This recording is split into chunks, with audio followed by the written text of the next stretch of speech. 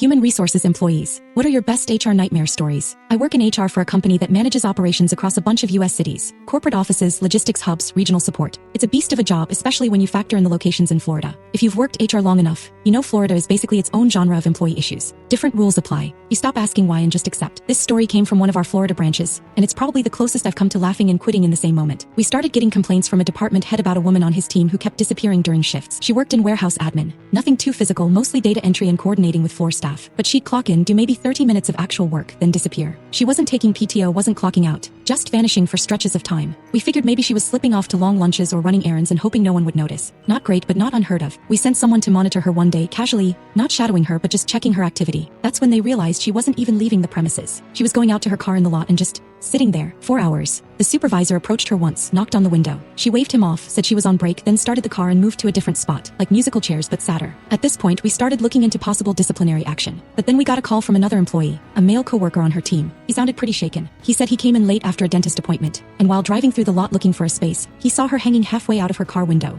with her pants down. He was peeing, out of the car window, in broad daylight, in the parking lot of a workplace that has actual bathrooms inside the building. He reported it immediately, and honestly, we didn't even believe it at first. Like, how would that even work? But then someone pulled footage from the lot cameras, and sure enough, there she was, bare ass out the window, balancing in a way that defied anatomy and dignity. I'm a woman myself, and I've been camping and desperate before, but this was next level. You almost had to respect the sheer determination. Almost. We brought her in. Standard HR procedure. Sat her down, explained the nature of the complaint. At first she looked confused, like she couldn't even imagine what we were talking about. Then slowly it clicked. Her defense. Well, how did he know it was me? It could have been anyone. We blinked at her. We really weren't sure what to say. She wasn't wrong. The camera footage wasn't exactly facial recognition level. The angle was bad and you only got a glimpse of a bare backside and some poor balance control. We said we'd follow up. Went back to the male coworker and asked gently if he could confirm how he knew it was her. He didn't miss a beat. Oh, it was definitely her. The face tattoos are pretty recognizable. We had to mute our microphones because we couldn't hold it together. The woman had two very distinct tattoos, one under her eye and one that wrapped along her jawline. There wasn't any ambiguity. If you've seen her face once, you'd never forget it. Apparently neither did he. So we had a choice. She was off the clock, sitting in her personal vehicle, but also technically still at work, still on premises and exposing herself in public. There were questions of decency, sanitation, professionalism, and just plain logic. She could have gone back inside. She could have asked for a break. She could have done literally anything other than what she did. The disciplinary path we went down included a final written warning and a strongly worded behavioral improvement plan. She didn't fight it. Honestly, I think she knew she'd crossed some weird invisible line.